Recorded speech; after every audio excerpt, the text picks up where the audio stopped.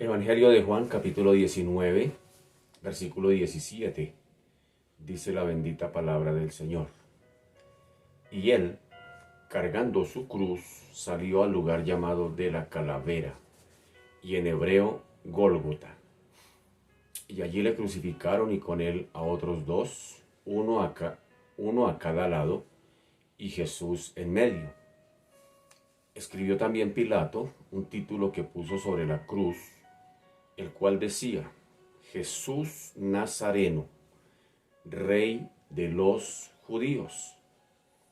Y muchos de los judíos leyeron este título porque el lugar donde Jesús fue crucificado estaba cerca de la ciudad y el título estaba escrito en hebreo, en griego y en latín.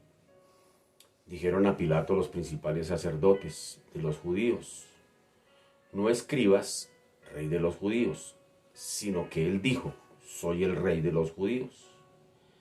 Respondió Pilato: lo que he escrito, he escrito.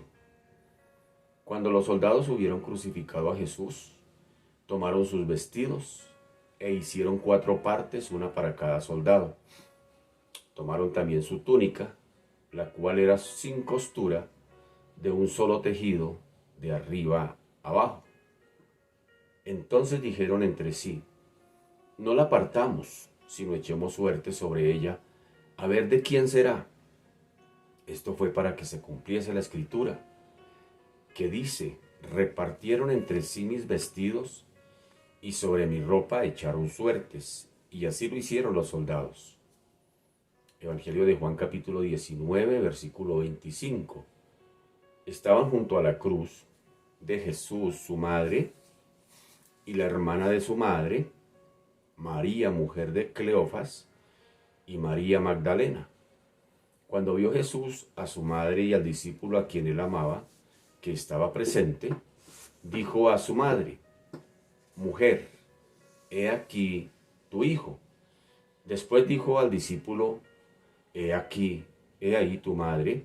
Y desde aquella hora el discípulo la recibió en su casa. Después de esto, sabiendo Jesús que ya todo estaba consumado, dijo: para que la escritura se cumpliese, tengo sed.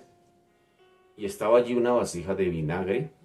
Entonces ellos empaparon en vinagre una esponja y poniéndola en un hisopo, se la acercaron a la boca. Cuando Jesús hubo tomado el vinagre, dijo: consumado es. Y habiendo inclinado la cabeza, entregó el espíritu. Evangelio de Juan, capítulo 19, versículo 31. Entonces los judíos, por cuanto era la preparación de la Pascua, a fin de que los cuerpos no quedasen en la cruz en el día de reposo, pues aquel día de reposo era de gran solemnidad, rogaron a Pilato que se le quebrasen las piernas y fuesen quitados de allí. Vinieron pues los soldados y quebraron las piernas al primero y asimismo al otro, que había sido crucificado con él. Mas cuando llegaron a Jesús, como le vieron ya muerto, no le quebraron las piernas. Pero uno de los soldados le abrió el costado con una lanza, y al instante salió sangre y agua. Y el que lo vio da testimonio, y su testimonio es verdadero. Y él sabe que dice la verdad, pero para que nosotros también, o para que vosotros también creáis. Porque estas cosas sucedieron para que se cumpliese la escritura: no será quebrado hueso suyo. Y también otra escritura dice: mirarán al que traspasaron. Evangelio de Juan, capítulo 19, versículo 38. Y después de todo esto, José de Arimatea, que era discípulo de Jesús, pero secretamente, por miedo de los judíos, rogó a Pilato que le permitiese llevarse el cuerpo de Jesús, y Pilato se lo concedió. Entonces vino y se llevó el cuerpo de Jesús. También Nicodemo, el que antes había visitado a Jesús de noche, vino trayendo un compuesto de mirra y áloes, como 100 libras. Tomaron pues el cuerpo de Jesús y lo envolvieron en lienzos con especias aromáticas, según es costumbre sepultar entre los judíos.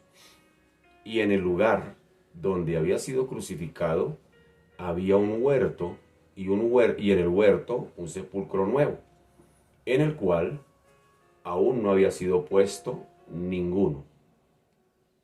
Allí pues, por causa de la preparación de la Pascua de los judíos, y porque aquel sepulcro estaba cerca, pusieron a Jesús. Evangelio de Juan, capítulo 19. Muy buenos días, tengan todos ustedes, sean una vez más bienvenidos a este espacio bajo la sombra del Omnipotente. Hoy es sábado 11 de septiembre del año 2021. Bien, estamos haciendo un estudio sistemático del Evangelio de Juan, ya llevamos bastante tiempo, creo que ha valido la pena y hoy, con el favor del Señor, esperamos terminar ya este capítulo 19 del Evangelio de Juan. Así que sin más preámbulo, quiero que juntos miremos el versículo 17 del Evangelio de Juan. Versículo 17 del Evangelio de Juan, capítulo 19.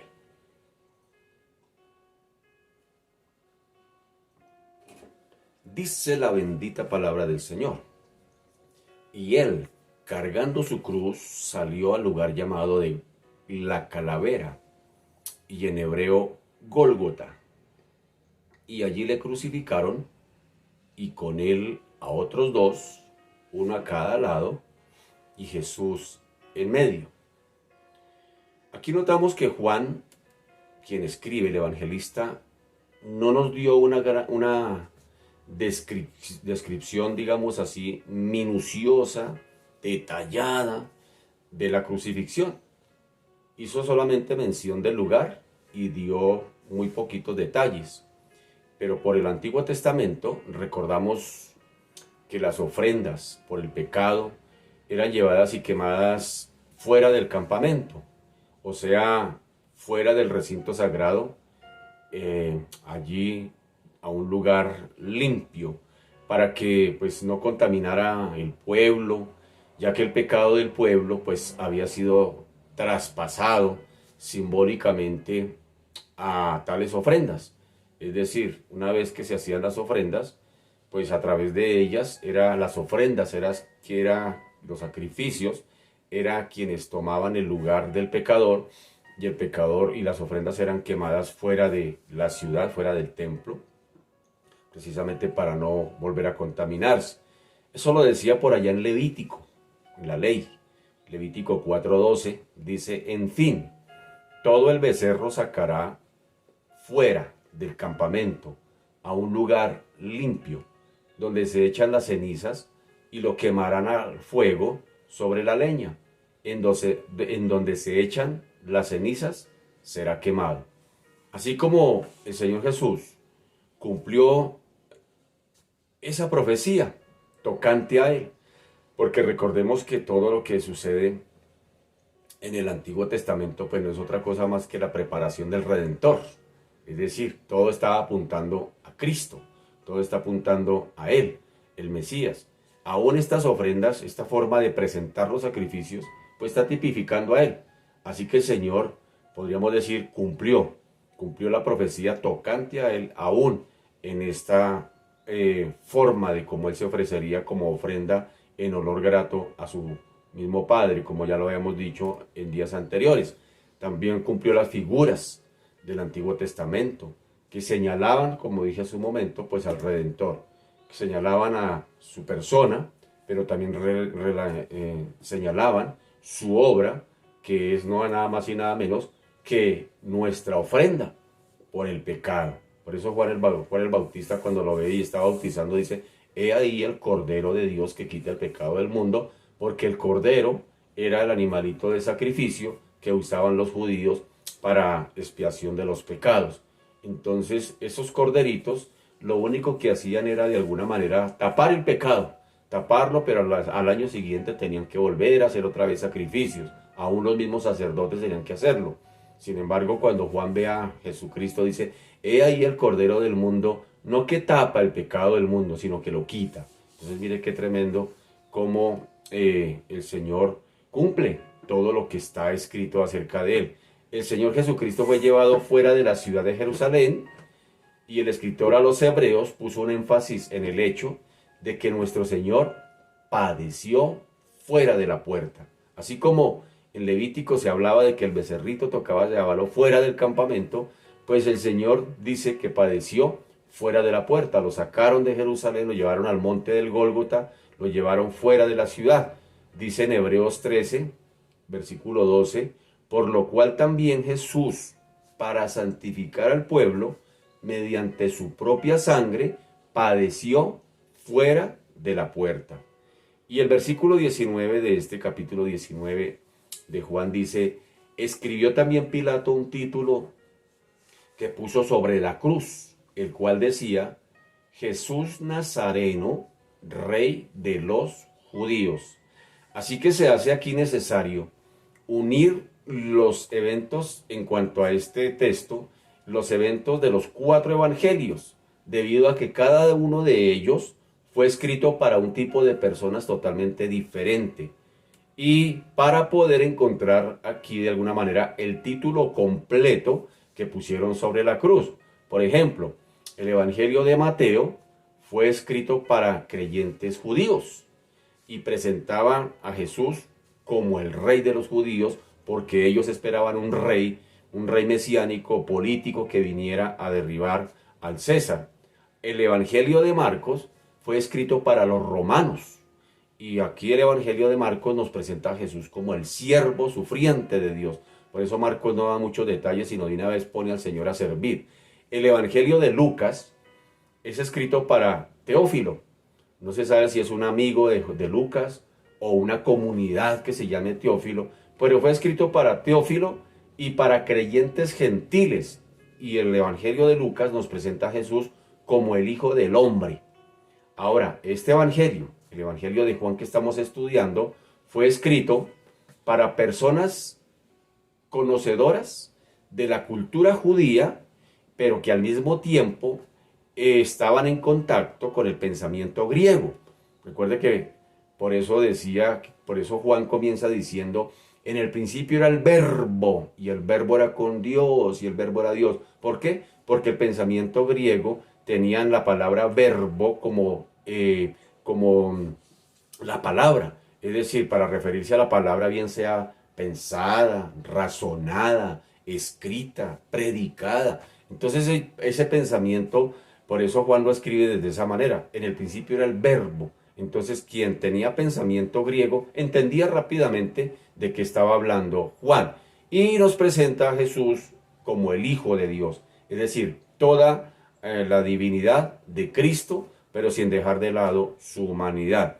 Entonces, vemos que Mateo 27:37, en cuanto a la escritura que pone Pilato sobre la cruz, pues mire cómo escribe. Mateo 27:37 dice, y pusieron sobre su cabeza su causa escrita, este es Jesús, el Rey de los judíos. ¿Sí nota?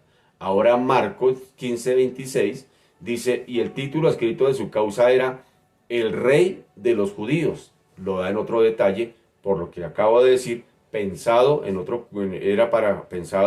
para los romanos, pero también pensado como presentar a Jesús como el siervo de Dios.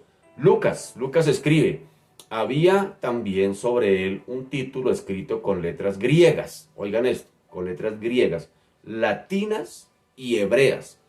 Este es el Rey de los judíos. Y ahora Juan nos da más detalle.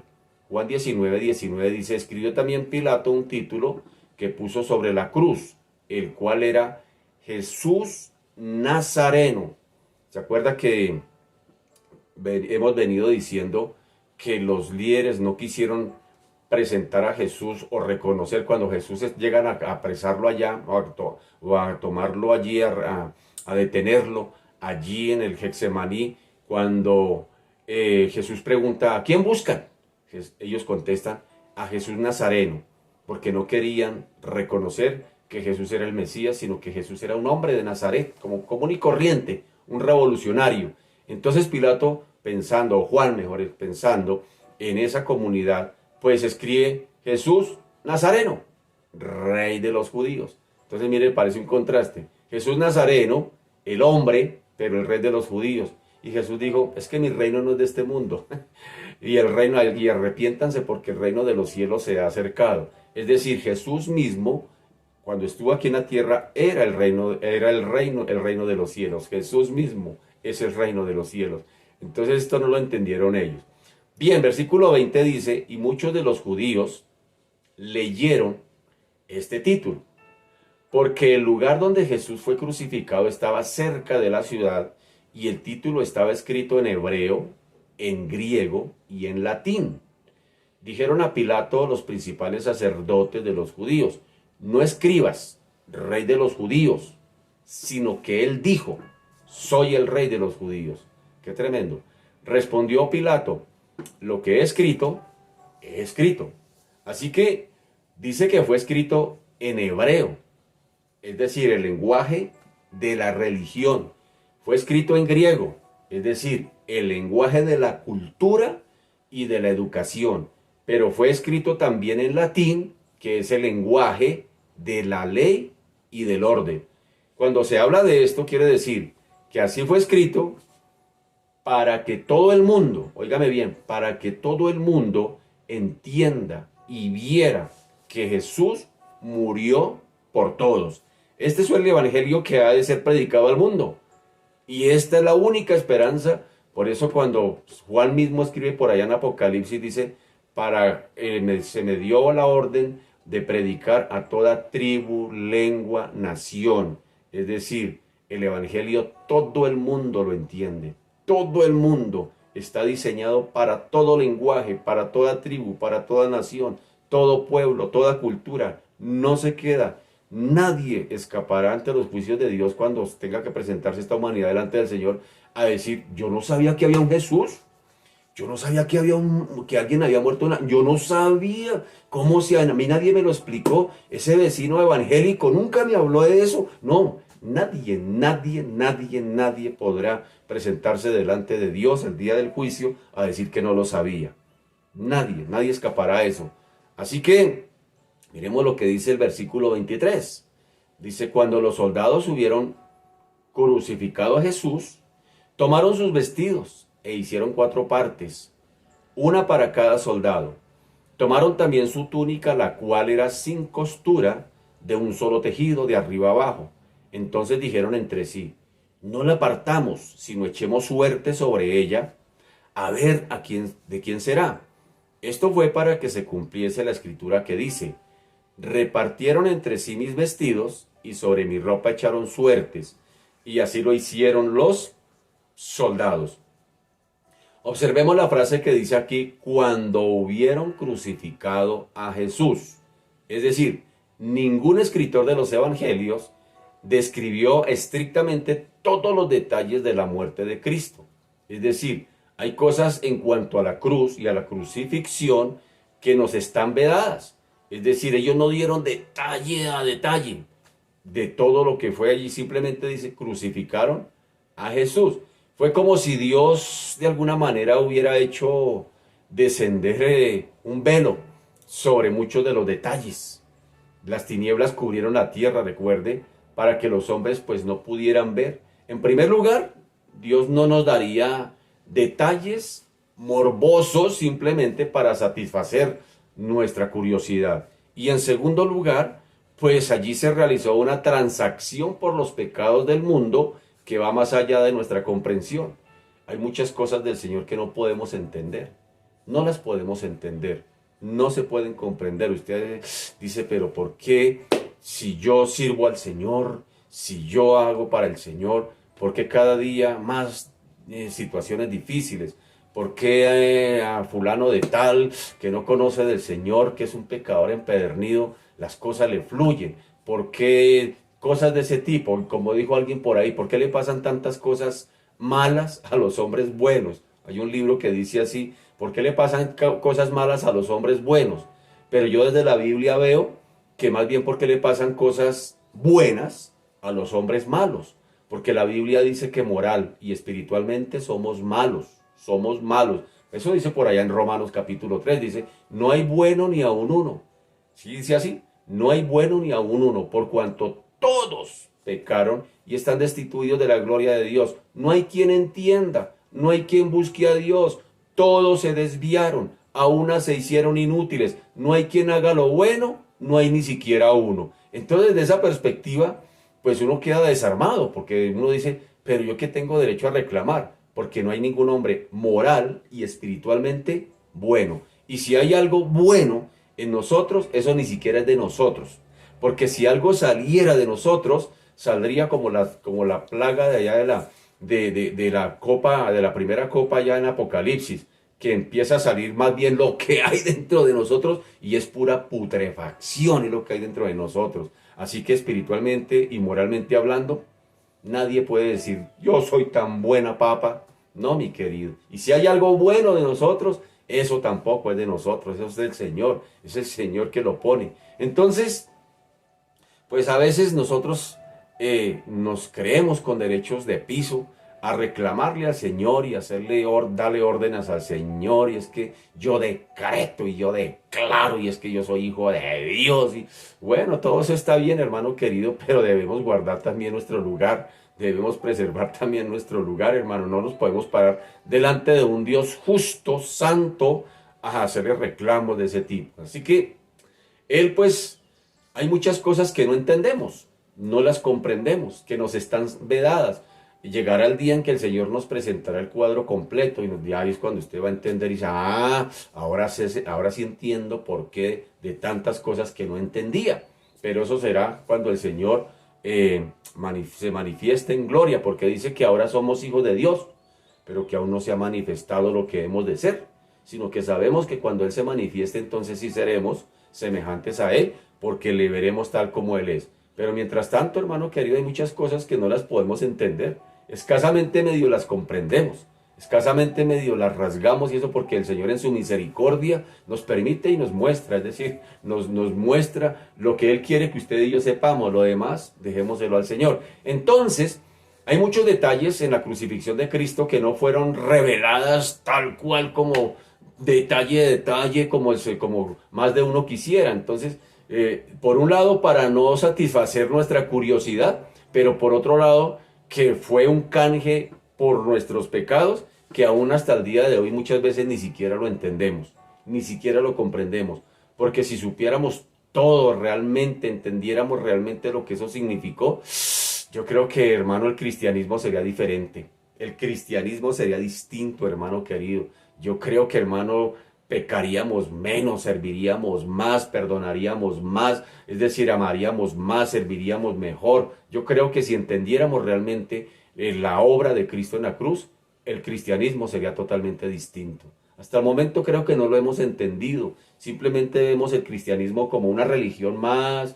Yo me cambié de bando, voy a la iglesia, le pido al Señor, el Señor raspo y gano, el Señor me bendice, es tan bueno, es que el Señor es tan solo misericordia, que el Señor me lleva en la buena. Y pensamos que ese es el cristianismo. Entonces cuando llega un poquito de sufrimiento, nos dolemos, nos resentimos contra el Señor y ya ni siquiera oramos. Entonces cosas de ese tipo pasan.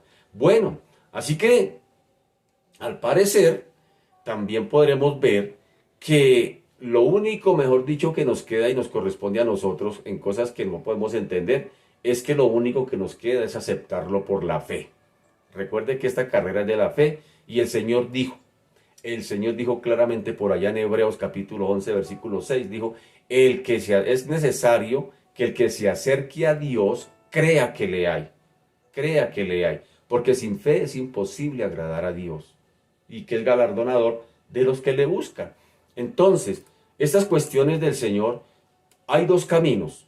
Por un lado, o lo cuestionamos, o por otro lado lo creemos por la fe. No hay otro camino, no hay una tercera opción. No hay una tercera opción para la raza humana. O por un lado, lo creemos por la fe, también dice en Hebreos capítulo 11, versículo 3, dice que por la fe entendemos que todo lo creado fue hecho de lo que no había. Y lo creemos por la fe. Entonces, hasta el día de hoy, después de más de 4.000, casi 6.000 años, la gente todavía, más como 6.000 años, la gente todavía está cuestionando la creación. ¿Será que venimos del mono? ¿Será que esto es producto de una explosión? ¿Será que qué? Todavía cuestionando la creación. Pero vuelva a lo mismo. En cuanto a los temas de las cosas del Señor, hermano, nos quedan dos caminos. O lo creemos por la fe, o nos vamos a la otra orilla, lo cuestionamos. No hay términos medios, no hay grises. Entonces son las dos opciones que tenemos como raza humana. Entonces hay muchos detalles en la cruz de Cristo que tampoco entendemos, no comprendemos. Hay muchas cosas que el Señor simplemente omite a lo largo de la Escritura. Él dice que las cosas reveladas ya fueron para nosotros. No hay revelaciones nuevas. No hay que, ay, anoche tuve un sueño y Dios me reveló y que le manda a decir. No, tal vez fue que comió frijoles, hermano, y no reposó. Entonces, cosas de ese tipo. Entonces, el Señor, pues es claro en cuanto a su soberanía. Son cosas potestativas del Señor. Entonces, aquí también vemos que al parecer su ropa, pues era ropa buena. Era pues ropa común y corriente, de personas común y corrientes, porque seguramente alguien se la había preparado, muy seguramente no, tampoco ese detalle, no nos dice, y fulana de tal le hacía la ropa al Señor, y el Señor compraba las sandalias en el centro comercial tal, no, hay muchas cosas que no, que se escapan. Sin embargo, vemos aquí un detalle que sí nos presenta Juan, que los soldados echaron suerte sobre ella al pie de la cruz, y estos romanos ni siquiera lo sabían. Ni siquiera lo sabían con lo que estaban haciendo al echar suerte sobre la ropa de Jesús, era que estaban cumpliendo las escrituras. Las escrituras decían en el Salmo 22, o dicen en el Salmo 22, dice, repartieron entre sí mis vestidos y sobre mi ropa echaron suertes. Y aquí viene a mi mente un detalle, que hasta el día de hoy, saben que por ahí yo veía, cuando era más sardinos, cuando era niño, veía que en algunos lugares colocaban un aviso que decía, Dios y suerte, Dios y suerte. Y algunos asocian a Dios con la suerte. Entonces que Dios lo bendiga y que tenga buena suerte. Entonces al fin, entonces muchos asocian a la suerte con Dios. Ay, voy a hacerme el chancecito, y ojalá Dios me lo gane. Entonces que Dios quiera. Entonces cosas de ese tipo. Entonces mire que cosas de ese tipo suceden que hasta el día de hoy mucha gente asocia las cosas de Dios, pero con la suerte. Ay, que Dios quiera que me vaya bien, que tenga buena suerte en este negocio, con que Diosito me ayude ahí. Entonces mire que los soldados dice aquí que echaron suerte sobre las ropas de Jesús, a ver a quién le pertenecería la túnica. Entonces dice el versículo 25 que estaba junto a la cruz de Jesús, su madre, la hermana de su madre, es decir, la tía de Jesús, María, mujer de Cleofas, y María Magdalena. Cuando vio Jesús a su madre y al discípulo a quien él amaba, que estaba presente, dijo a su madre, mujer, oigan ese detalle, mujer, he ahí tu hijo. Después dijo al discípulo, he ahí tu madre, y desde aquella hora el discípulo la recibió en su casa. Jesús nota el detalle que llamó a María mujer, así como la había llamado en las bodas de Caná, ¿se acuerdan? En las bodas de Caná, en el capítulo 2, versículo 4, dice, Jesús le dijo, ¿qué tienes conmigo, mujer? Aún no ha llegado mi hora. Si nota eso en el capítulo 2. Pero aquí en este detalle, aquí en la cruz, aquí su hora había llegado. Si nota, me llama la atención esa expresión. En las bodas de Caná, Jesús se refiere a su mamá como mujer y le dice, mi hora no ha llegado, mujer. Pero aquí ahora en la cruz, vuelve y le dice, mujer, mujer, ahora sí ha llegado la hora, ahora sí ha llegado la hora. Yo me imagino a María como mamá. Ella también tuvo que haber entendido y estudiado las escrituras, y cuando el ángel se le presentó allá en la concepción de Jesús por el Espíritu Santo, el ángel le dio muchos detalles a María y ella tuvo que entender. De hecho, dice el texto que María guardaba esas cosas secretamente en su corazón. Entonces muchas cosas de eso María también las entendía. Entonces lo que no entendía tal vez aquí en la cruz fue donde entendió ya que las palabras que Jesús le había dicho allá en las bodas de Caná, mujer, no ha llegado mi hora. ¿Y qué hora será? ¿Será la hora de ir a hacer mercado? será la hora de ir a predicar, será la hora de ir a porque Jesús hasta allí todavía no era conocido como el Mesías. ¿Se acuerdan? Allá en el capítulo 2, Jesús todavía no era conocido como el Mesías cuando estaba en las bodas de Caná. Simplemente era conocido como el hombre de Nazaret, como el hombre común y corriente. Jesús todavía no se ha puesto evidente de que era el Mesías, el Hijo de Dios, el enviado de parte de Dios. Entonces, cuando Jesús les dice allí, mi hora no ha llegado, pues por un lado le está diciendo, mi hora no ha llegado de presentarme ante el mundo como el Mesías esperado, pero también está hablando del evento de la cruz, mi hora todavía no ha llegado. Entonces aquí en este detalle, pues María yo creo que comprendió las palabras del Señor que le había dicho allá en las bodas de Caná. Ay, ahora sí entiendo por qué me estaba diciendo en las bodas de Caná que su hora no había llegado, porque ahora veo que su hora sí llegó, que ha llegado su hora. Entonces, su relación con ella pues se contaría y para ella, igual que para nosotros, el Cristo le sería ahora presentado glorificado. Su resurrección aclararía inclusive el honor, la dignidad de ella como mamá para siempre. Es decir, que su reputación, digamos de alguna manera, quedaría reivindicada. Pero tendría que venir primero, óigame bien, cuando Jesús de alguna manera reivindica a María, cuando le dice a Juan, le dice, ahí está tu madre, mujer, ahí está tu hijo. Sencillamente esa expresión para ella, para María, tendría que ser una especie de reivindicación, porque pues se había puesto a la luz lo que el ángel le había dicho a María allá en la concepción, cuando el ángel se le presenta, le dice, este será Jesús, y será muerto, y será piedra de zapato para muchos reyes. Sin embargo, María no entendió muchas cosas, pero aquí empieza a entender muchas cosas. En la cruz empieza María a tener luz a muchas cosas. De hecho, se acuerda que por allá cuando Jesús está en el templo, María llega con sus hermanos. Oiga, chino, camine a almorzar, hombre, que usted solo predica y predica ahí metido en esa iglesia y no va a la casa ni siquiera a almorzar. Camine, chino, para la casa. Y dice la escritura por allá en Marcos capítulo 3 que los suyos decían que estaba fuera de sí. Y querer decir que estaba fuera de sí quería decir que estaba loco. Y querer decir que estaba loco era como querer decir que estaba endemoniado. Mire, su misma mamá. Su misma mamá, ¿cómo nombra a Jesús por allá cuando lo manda a buscar en el templo? Ahora, aquí en la cruz, María entiende muchas cosas. Dice, ahora sí entiendo que este es Jesús, que este es mi Señor, que este es mi Salvador. Ahora aquí en la cruz, con esa expresión de María, de Jesús, que me está poniendo bajo el cuidado de su discípulo amado, no es otra cosa que aquí prácticamente honrarme. Jesús me está honrando y mire, Jesús honró a su mamá aún en la cruz, aún en el momento de su muerte. Ella entendería muchas cosas, pero tendría que pasar por un detalle. María, como cualquier mortal, tendría que pasar por un detalle. ¿Cuál? Tendría que venir a Cristo por la fe. No con la concepción de decir, es que Él es mi hijo. Estoy orgullosa de mi hijo, él es mi hijo y por derecho entonces ya soy salva. No, señor, por derecho ella más bien tendría que también, como cualquier mortal, tendría que creer en Jesucristo como su Señor y como su Salvador.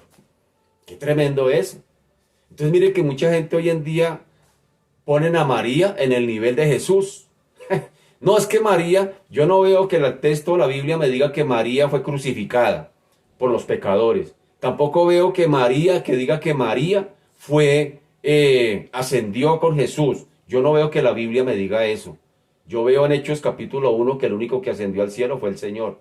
María, por supuesto, fue la mamá de Jesús. Jesús la honra en la cruz. Jesús allí antes de morir le da por sentado y la honra poniéndola bajo el cuidado de Juan, pero sin embargo María se siente honrada, se siente atendida por su hijo aún desde la cruz, pero María tendría que acercarse a la cruz, no para simplemente ver a su hijo morir, sino para aceptarlo y recibirlo como el sacrificio que estaba haciendo su hijo en la cruz, también la involucraría a ella, es decir, Jesús también estaba muriendo por los pecados de María. Y María tendría que también acercarse a Jesús por la fe, hermanos queridos, y creer en Jesús como su Salvador y como su Señor, como cualquier mortal.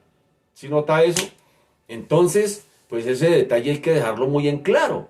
Ahora tendría que venir a Jesús por la fe, así como todo el mundo que quiera ser salvo tendría que pasar también por ese filtro, por el filtro del arrepentimiento y fe para creer en Jesús y poder ser salva también. Entonces, mientras él moría por los pecados del mundo, pues no la abandonaría. Y sabemos que María inclusive entendió el mensaje allí en la cruz, entendió el mensaje. ¿Por qué? Porque lo encontramos ahora a María, allí después de que Jesús sube al cielo. Oigan, aquí hay otra verdad para aquellos que dicen que María subió. Óigame bien, cuando Jesús sube al cielo, Jesús da una orden. Dice, váyanse para Jerusalén y esperen que venga la promesa de mi Padre que les enviaré, es decir, el Espíritu Santo. Y todos los discípulos se van a orar. Pero allí hay un detalle, óigamelo bien. Hechos capítulo 1, versículo 14 dice, todos estos perseveraban unánimes en oración y ruego con las mujeres, y ahí tenga, agárrese duro, y con María,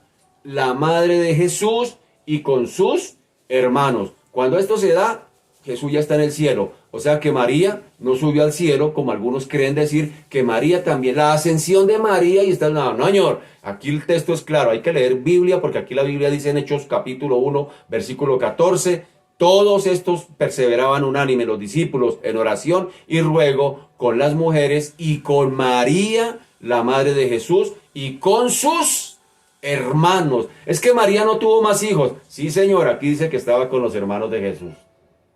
Entonces, no quiero entrar en polémica, simplemente desde la Biblia le hago ver que definitivamente María fue una mujer tan mortal como cualquiera, que como el texto lo dice, fue llena de gracia, es decir, el Señor le cayó bien, el Señor le plació escoger a María para que a través de ella viniera el Salvador. Pudo haber sido otra mujer, pudo haber sido una Margarita, una Julia, pudo haber sido otra mujer cualquiera que también reuniera las condiciones de María. Lo único que el Señor vio en ella fue gracia, y definitivamente el mismo texto en Lucas dice que ella fue llena de gracia, y el ángel le dice, bendita tú entre las mujeres. ¿Sí? Entre las mujeres, queriendo decir que podría haber otra, que había podido ser seleccionada de parte del Señor para que se diera el evento del nacimiento del Salvador. Cualquiera que reuniera los requisitos que tenía María lo hubiera podido hacer. Entonces, ahora es más, si alguien alega que es muy creyente en María, pues viva como María. Mire cómo vivió María y viva como María. María fue una mujer temerosa de Dios. María fue una mujer consagrada al Señor. Entonces viva como María. Entonces ahí se la dejo también de tarea. Después de eso, ella desaparecería de la escena, ya no aparece más. La vemos por última vez en Hechos 1:14, donde está orando con los discípulos y los hijos y los demás hermanos de Jesús. Mientras viviera, pues Juan le tendría en su casa y le cuidaría como le había dicho el Señor, así se lo había ordenado. Entonces, versículo 28 dice, después de esto, sabiendo Jesús que ya todo estaba consumado, dijo, para que la escritura se cumpliese, tengo sed. Y estaba allí una vasija llena de vinagre, entonces ellos empaparon en vinagre una esponja y poniéndola en un hisopo, se la acercaron a la boca. Cuando Jesús hubo tomado el vinagre, dijo, consumado es. Y habiendo inclinado la cabeza, entregó el espíritu. Juan destacó aquí cuidadosamente que la escritura se estaba cumpliendo. Dice, para que se cumpliese la escritura. Juan nos habla que hay algunos capítulos en el Antiguo Testamento que tiene que ver especialmente con la crucifixión de Jesús. Tarea, escriba, anote, apunte. ¿Cuáles son los capítulos, algunos de los capítulos del Antiguo Testamento que nos hablan específicamente de la crucifixión de Jesús? Anote, Salmo 22.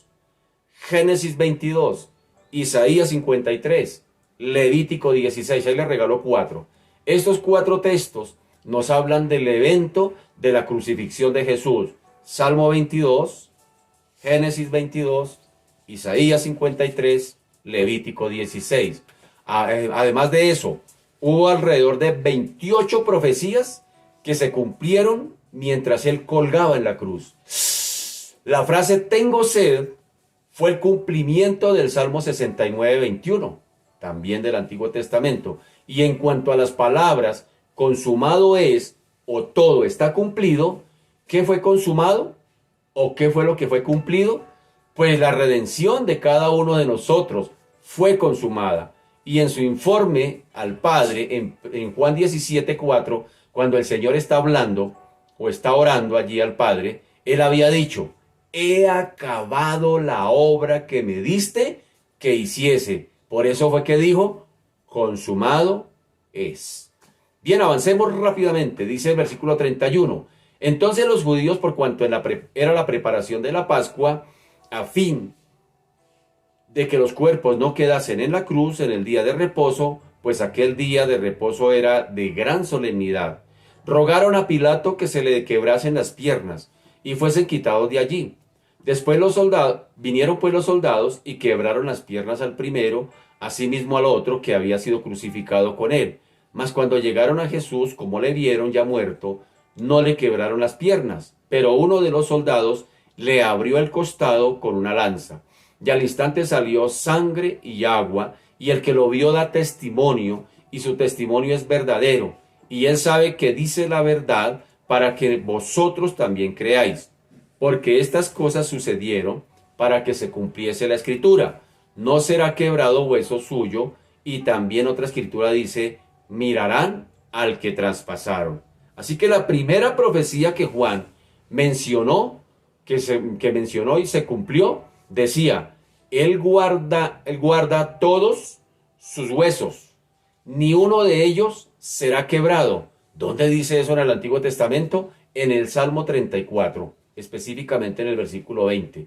La segunda profecía todavía también debe cumplirse, tiene que cumplirse, porque dice: mirarán hacia mí, a quien traspasaron, y llorarán como se llora por el hijo o por el hijo unigénito. Eso está escrito en Zacarías 12:10. Y eso se dará en el evento de Apocalipsis, cuando dice la segunda venida de Cristo, que todo ojo le verá.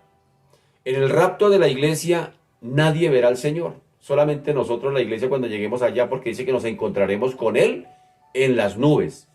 Pero en el tiempo, cuando el Señor venga a su segunda venida, sí dice que todo ojo le verá, y que los traspasaron, y los que lo traspasaron harán lamentación por él, dando cumplimiento a lo que dijo Zacarías en el capítulo 12, versículo 10. Mirarán hacia mí, a quien traspasaron, y llorarán como se llora o como llora por el hijo unigénito. Había sido traspasado. Esta parte ya se había cumplido, ya ha sido traspasado. Pero Zacarías dijo que vendría de nuevo, y que cuando venga mirarán a quien traspasaron y llorarán y lamentarán. Eso será en la segunda venida de Cristo. Así que estamos tratando aquí con los hechos, los grandes hechos históricos del Evangelio. Esto se conoce como los grandes hechos del Evangelio o los hechos del Evangelio. ¿Qué es el Evangelio? Pues el apóstol Pablo nos habló precisamente de los hechos históricos del Evangelio. Y Pablo lo dijo allá en Primera de Corintios, capítulo 15, versículo 3, nos explicó precisamente eso. ¿Cuáles son los hechos del Evangelio? ¿Qué es el Evangelio? Dijo Pablo, hablando a los Corintios en capítulo 15, dice: primeramente os he enseñado lo que asimismo recibí, que Cristo murió por nuestros pecados conforme a las Escrituras, que fue sepultado y que resucitó al tercer día conforme a las Escrituras. ¿Sí nota? Entonces, estos son los hechos centrales del Evangelio. Que Cristo murió, dijo Pablo, conforme a las Escrituras, Isaías 53, y que fue resucitado conforme a las Escrituras, según Oseas capítulo 2. Entonces, estos son los hechos fundamentales del Evangelio. Y nuestra salvación, pues, se basa en esa relación con aquellos hechos y con la persona de Jesucristo, que es prácticamente el Evangelio. Verso 38. Después de todo esto, José de Arimatea, que era discípulo de Jesús, pero secretamente, dice el texto, por miedo a los judíos, rogó a Pilato que le permitiese llevarse el cuerpo de Jesús, y Pilato se lo concedió. Entonces vino y se llevó el cuerpo de Jesús. También Nicodemo, ¿se acuerdan de Nicodemo? el que antes había visitado a Jesús de noche, vino trayendo un compuesto de mirra de áloes como de 100 libras. Tomaron pues el cuerpo de Jesús y lo envolvieron en lienzos con especias aromáticas, según es costumbre sepultar entre los judíos. Así que los dos hombres que tocaron aquí al cuerpo del Señor ya muerto, eran hombres eminentes, no eran cualquiera, eran hombres de dinero, eran hombres adinerados, hombres de renombre. Por ejemplo, José de Arimatea era un hombre rico, y Nicodemo pues era el principal de los fariseos, era un príncipe entre los judíos, el que había venido a Jesús de noche. Así que los dos eran discípulos, pero ya vimos el texto que nos narra Juan, que eran de la secreta. El uno porque tenía miedo de los judíos, y el otro vino a Jesús pero de noche. Entonces eran esos cristianos, eso representa a esos cristianos que son cristianos pero de la secreta, que nadie los vaya a identificar. Lo cierto es que que los dos eran esos discípulos. Por primera vez se identificaron aquí abiertamente porque se habían quedado en un segundo plano. Es decir, cuando Jesús tiene ese encuentro con Nicodemo, el Señor simplemente le dice: te es necesario nacer de nuevo, y le da algunas explicaciones, pero Nicodemo aparece de la escena. Posteriormente aparece en la escena en el Sanedrín, cuando él dice: oiga, tienen que ponerse en las pilas, porque qué tal que ustedes van a crucificar, qué tal que sí sea el Señor y nos estemos equivocando. Y los demás dijeron: ¿usted qué le pasa? ¿Qué sucede con ustedes? ¿Que también se volvió discípulo de él o qué? Pero aquí ya abiertamente Nicodemo definitivamente demuestra que sí nació de nuevo, lo mismo que José de Arimatea. Es decir, los discípulos ahora se hacen discípulos del Señor.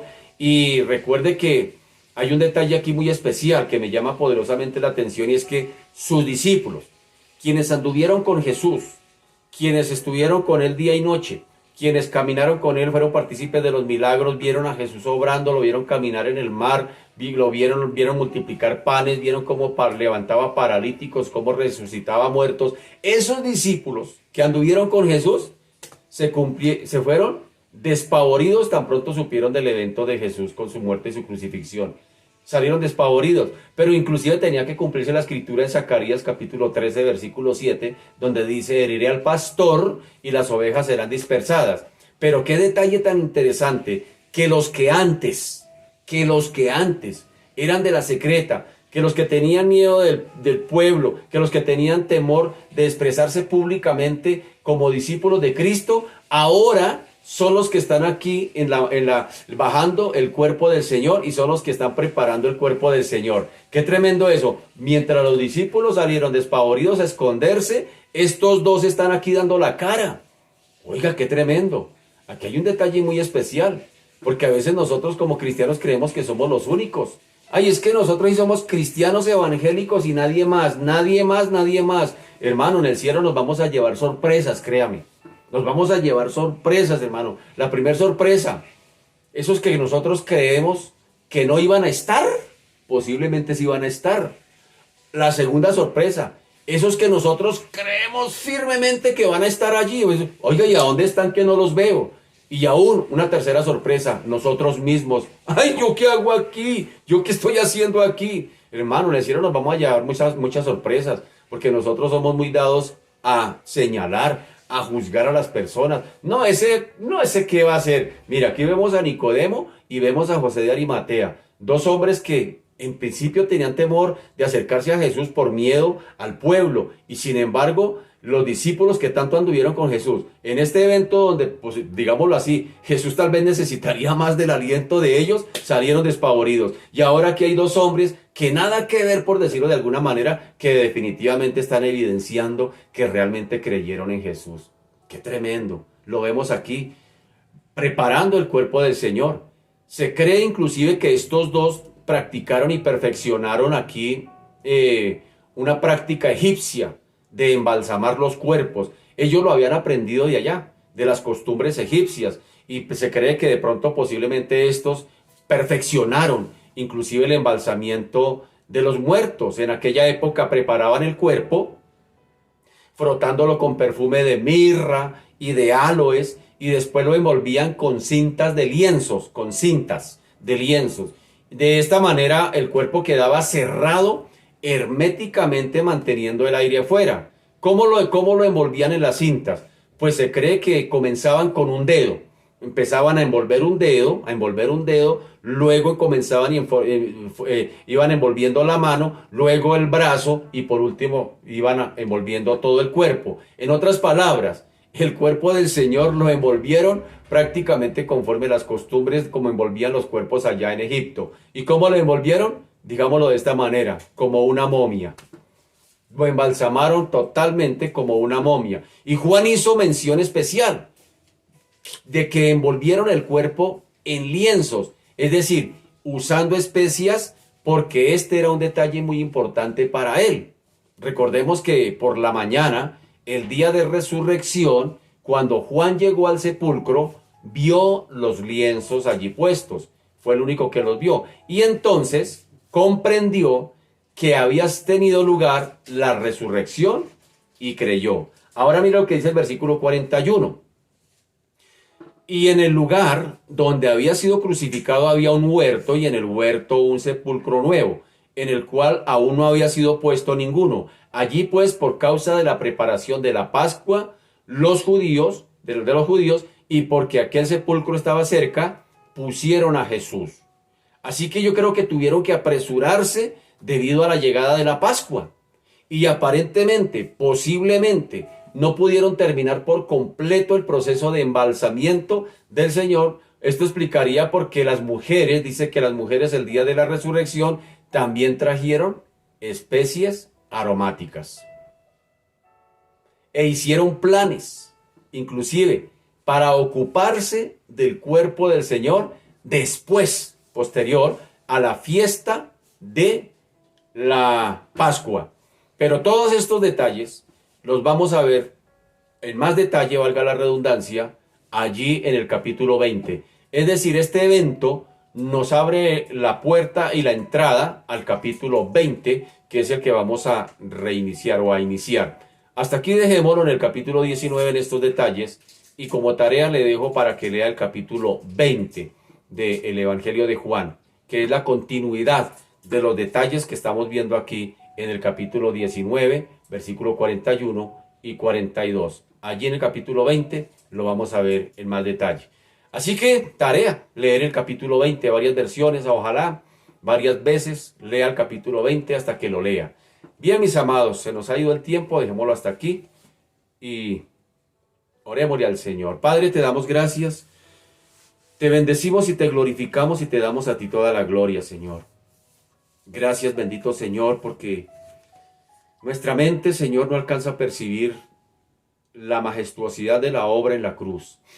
Simplemente tenemos detalles, por un lado, porque los imaginamos cuando leemos el texto bíblico. Los imaginamos. Y otros detalles tal vez los hemos recibido de algunos medios audiovisuales, quienes nos muestran en las películas cómo fue ese detalle.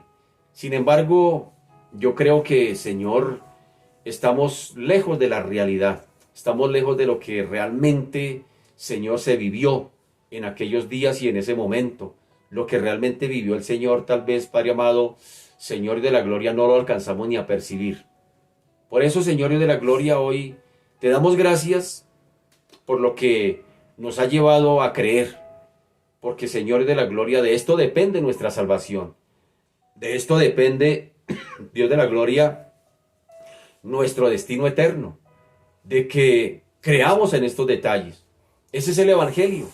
Creer que Cristo murió por nuestros pecados, pero creer que Cristo resucitó, como lo explicó el apóstol Juan. Es decir, son los hechos del Evangelio. Y de creer esto o de rechazarlo, depende el destino eterno de nosotros como seres humanos. Señor de la gloria, hemos aprendido que nos quedan solamente dos caminos o dos opciones. La una es, o lo cuestionamos, decimos que todo esto es simplemente historia, o decimos que esto simplemente lo escribieron para tener a la gente sometida, llena de miedo, o lo creemos por la fe. No hay otra opción. No hay más opciones para el ser humano. Cuando nos encontramos con la cruz de Cristo, no podemos hacer más que O lo recibimos por fe o sencillamente lo cuestionamos y lo rechazamos. Señor Dios de la gloria, y mi oración en esta mañana es porque lo creamos. Porque lo creamos. No de una manera mística, no de una manera religiosa, no de una manera histórica simplemente, sino de una manera real. Que verdaderamente podamos entrañar y creer que, Señor, estos eventos se dieron porque Dios intervino en la creación, cuando la creación misma, especialmente los hombres que estaban diseñados, hechos, creados a su imagen, fuimos los únicos seres creados en su majestuosa creación quienes nos rebelamos contra Dios. Nadie más en toda la creación, nadie más en la majestuosa creación, en el universo, los planetas, las galaxias, los sistemas solares, en todo el universo, todo lo creado, en todo lo creado, quienes nos rebelamos contra Dios, fuimos los únicos que fuimos diseñados a su imagen y semejanza, y fuimos los únicos que nos rebelamos contra Dios. No se rebeló el sol, no se rebeló la luna, no se rebeló las estrellas, nadie más se rebeló contra Dios, ni las plantas, ni los mares, ni el cielo, nadie más se rebeló contra Dios, los seres humanos. ¡Qué tremendo! Qué tremendo eso, Señor y de la gloria. Y por eso, bendito Señor, desde la misma creación, ya tú has estado preparando un redentor, bendito Señor, para poder, bendito Señor, Dios de la gloria. Tú, en tu soberanía, hubieses podido, Señor de la gloria, en tu creación, desecharnos. Era potestativo tuyo, Señor, tú lo hubieras podido hacer. No voy a poner a amargarme la cabeza con estos seres creados que he creado que se llaman seres humanos. Simplemente los voy a desechar y me voy a concentrar más bien en otra cosa. Tú lo hubieses podido hacer, porque tú eres soberano. Sin embargo, Señor, aquí nos das el reflejo de otra expresión de tu carácter, y es la expresión del carácter del amor tuyo. Así como tu amor lo llevó, Señor, o te llevó a crear todo lo creado, tu amor también te movió a rescatar esa parte de la creación que se había rebelado contra ti, los seres humanos. Nosotros los seres humanos, los mortales, a quienes nos diste tu imagen, a quienes impartiste tu imagen, a nos diseñaste tu imagen, a tu semejanza, a quienes nos diste la capacidad de tener razón, de pensar, de tomar decisiones, nos diste libre albedrío, nos diste todo ese regalo, y sin embargo fuimos nosotros quienes nos rebelamos contra ti. Pero en ese carácter amoroso tuyo, Señor, diseñaste, Padre amado, una solución a ese problema, de volver a rescatar y de volver a reunir, a reconciliar a esos seres creados que se rebelaron contra ti, a ti mismo, Señor de la gloria, devolverlos hacia ti. Y era una solución, pero hay otra parte de tu carácter que demandaba, Señor de la gloria, que esa rebelión de los hombres fuera castigada, y eso tiene que ver con el carácter justo, el carácter de tu justicia. Así que vemos las dos. La justicia, bendito Señor, que demanda muerte sobre el pecado, pero el amor de Dios que lo movió a rescatar a los pecadores que merecían que la justicia de Dios fuera suplida, es decir, la muerte. Señor de la gloria, todos esos detalles se dan en la cruz. No fue simplemente, Dios de la gloria, un evento histórico para que en Semana Santa comamos pescado, salgamos a Melgar a vacaciones. No, esto va mucho más allá. Por eso, Señor Dios de la gloria, ayúdanos a creerlo por la fe, porque como hemos dicho en esta mañana, Señor, no hay solamente dos opciones para los seres humanos. Por un lado, o rechazamos esos eventos, lo cuestionamos, o por otro lado lo creemos por fe y lo recibimos. De eso dependerá nuestro destino eterno, que también lo creemos por la fe. ¿Y de dónde viene esa fe? Pues de las Escrituras, porque Pablo dijo, la fe viene por el oír y el oír por la palabra de Dios. Por eso, Señor Dios de la gloria, mientras estamos estudiando, Padre amado, la palabra de Dios, Padre amado, nuestra fe se va haciendo más sólida, se va haciendo más real, se va haciendo más veraz, se va arraigando más, Padre amado, en Cristo. Por eso, Dios de la gloria, hoy, Padre amado, oro a ti por esta humanidad que hasta el día de hoy sigue siendo apática, que sigue, Señor, Padre amado, Dios de la gloria, rechazándote, que se burlan de ti, bendito Señor, que no lo creen. Muchos dicen, es que leer la Biblia eso lo vuelve a uno loco, pero loca está la humanidad precisamente por no leerla, por no estudiarla, por no conocer su plan, del plan de Dios para ellos mismos también, porque definitivamente la Biblia es eso. La Biblia es la redención, el plan redentor de Dios para los seres humanos. Y como hemos dicho en otro momento, el Antiguo Testamento es la preparación de ese Redentor. Los Evangelios es la venida del Redentor. El libro de los Hechos es el mensaje del Redentor. Las cartas paulinas son la explicación del mensaje del Redentor. Y Apocalipsis es la manifestación completa de la obra del Redentor. Bendito Señor, todo de pasta a pasta la Biblia habla del plan que Dios tiene para nosotros como seres humanos, de salvarnos de Él mismo, porque nosotros como seres humanos nos hemos rebelado contra Dios. Y Dios en su carácter amoroso, de misericordia y de gracia, ha decidido salvarnos. Y Señor Dios de la gloria, todavía hasta el día de hoy la gente sigue diciendo no quiero ese plan de salvación, yo creo mi propio plan. Y Señor de la gloria, la gente quiere vivir bajo sus propios planes y hoy tenemos el mundo que tenemos, fuera de Dios, sin Dios. Y después le echamos la culpa a Dios. Y si Dios es bueno, ¿por qué permite? Y si Dios es esto, ¿por qué permite? No, Dios lo permite, pero no estaba potestativo en los planes de Dios que hoy tengamos el mundo que tenemos. Nosotros mismos hemos diseñado el mundo que tenemos, porque lo hemos hecho y diseñado sin Dios, separados de Dios. Padre amado, hoy oro a ti, porque esta humanidad se vuelva a ti. Espíritu Santo, trae convicción de pecado, de justicia y de juicio, bendito Señor de la gloria, porque de lo que creamos hoy, determinaremos nuestro destino mañana. Señor Dios de la gloria, te doy la gloria a ti, la honra y la alabanza, Padre, en el nombre de Jesús. Amén y amén. Bien, mis amados, se nos ha ido el tiempo, que mi Dios me los bendiga. El día de mañana, recuerda, tenemos nuestros 2 servicios en el templo, 7 y 9 de la mañana, y a las 9 de la mañana con transmisión por estos medios, para aquellos que no puedan ir a asistir al templo. Entonces a las 9 nos conectaremos. Una bendición para todos, un feliz día para todos, un abracito mis amados, feliz fin de semana, chao, que descansen.